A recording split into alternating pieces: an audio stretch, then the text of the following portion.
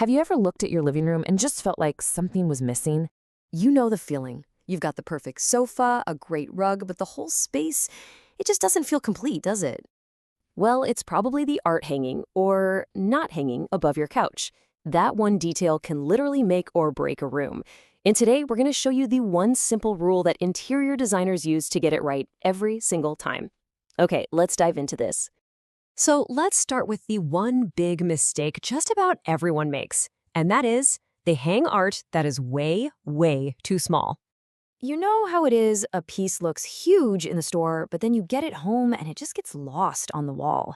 It ends up kind of floating in this sea of drywall, and it makes the whole room feel off balance. But don't worry, there's a fix, and it all starts with a very simple formula.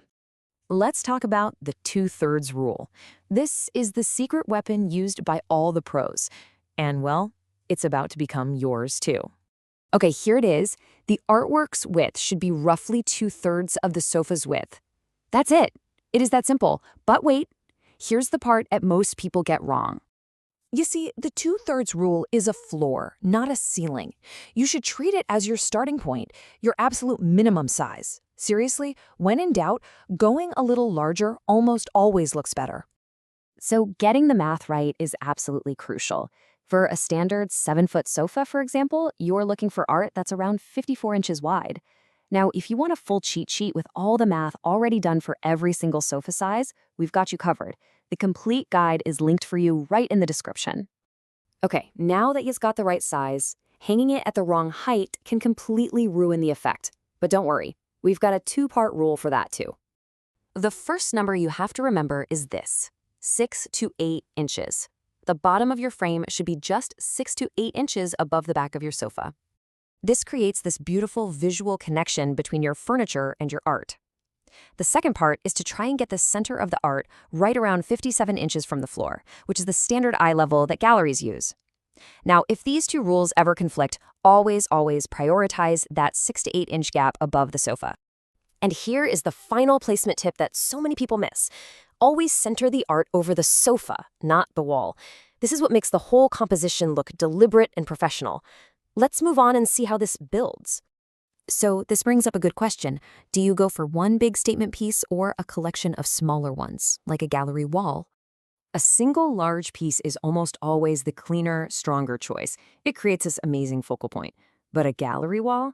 That is perfect for expressing your personality or for tackling a massive wall, like the one you might find behind a big sectional. If you do choose a gallery wall, all the rules we just talked about still apply. You just have to treat the whole thing as one big visual unit. That means measuring the total width of the entire group to hit that 2/3 mark. And hey, if you want exact layout guides and some great tips for mixing sizes, our full blog post, it's in the description, goes really deep on this.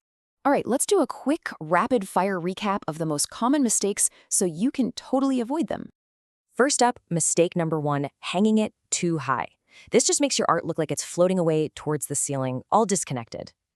And the fix? So easy. Just remember that 6 to 8 inch rule. You want to connect the art to the furniture. Anchor it. Mistake number 2, and this is the big one we see all the time, going too small.